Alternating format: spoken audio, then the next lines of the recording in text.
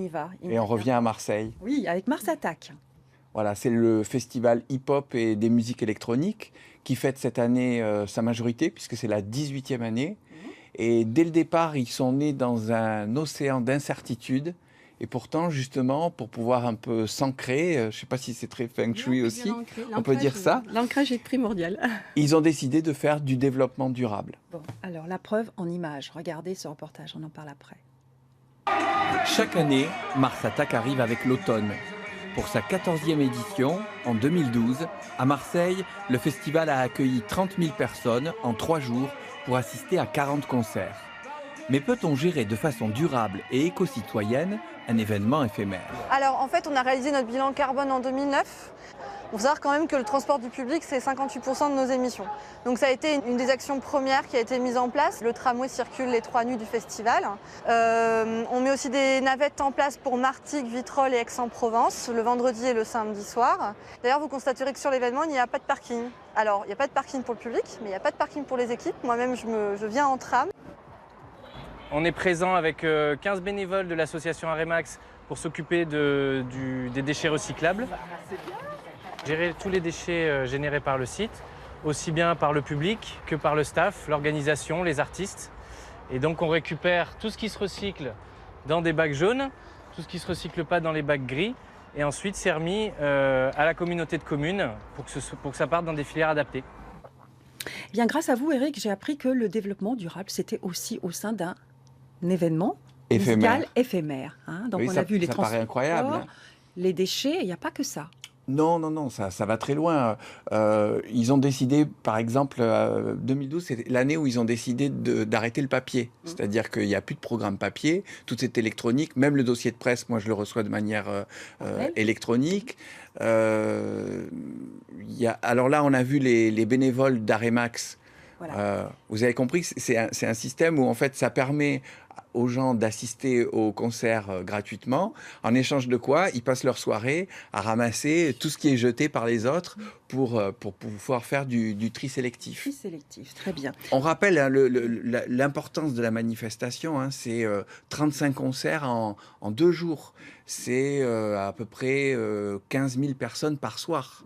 Donc vous voyez un petit peu l'importance. Et en fait, dès le départ, le festival s'est créé sans savoir vraiment s'il allait pouvoir se pérenniser. Et c'est un petit peu ce qui a mené la réflexion de se dire, puisqu'on ne sait pas si on va durer longtemps, au moins faisons du développement durable. Ça, c'est des choses qu'on va pouvoir faire sur le long terme, nouer des partenariats, puisque vous avez vu, le tramway fonctionne toute la nuit, c'est pas tous les jours à Marseille. Il a vraiment fallu travailler là-dessus. Ouais. Et ça permet de petit à petit... Alors, il y a un garage à vélo aussi, les vélos sont...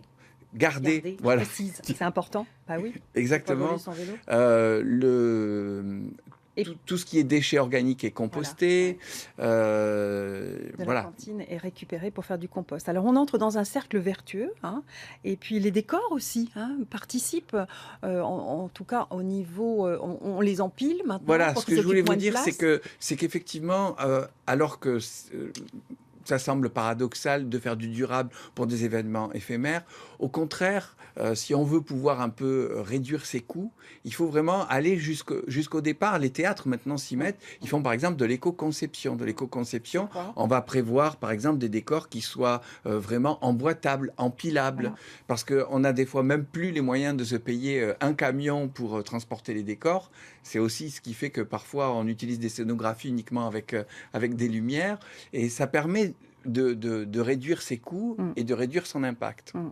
Alors le développement durable, vous m'avez appris que ça reposait sur 3 piliers, économique, écologique et social. Il est où le social dans Mars Attack? Alors, dans le social, on va réfléchir, par exemple, aux horaires que font les gens. Ouais. On va comptabiliser, parce que souvent dans la culture, on ne compte pas ses heures. Et on ne se rend pas forcément compte qu'il peut y avoir des malaises. Et du coup, en faisant cette expertise, on se rend compte que peut-être on peut organiser le travail différemment. Ça va participer au bien-être de tout le monde et ça va permettre en fait de pérenniser cette manifestation, tout simplement. Exactement. C'est ça. Merci beaucoup, Eric. Donc, Mars Attack, ça commence ce soir. C'est un festival. C'est ce soir et demain soir. 19h30 jusqu'à 6h du matin. Alors, la première soirée est vraiment axée hip-hop. Voilà. C'est les origines du festival. Et la seconde soirée sera plus électro, avec, comme d'habitude, des gens qui viennent aussi bien des États-Unis, de la Suède, de l'Angleterre, de l'Italie et de la France, bien sûr. 35 concerts. Donc, voilà, ça commence tout à l'heure. Et c'est 36 € la soirée, 30 €. Oui, oui. Ça ouais, 36 € pour 17 concerts. Oui, c'est vrai. Bon. Combien vous payez habituellement pour aller dans un concert? Ouais, c'est vrai. Vous avez raison. Il a toujours raison. Merci, Eric. C'est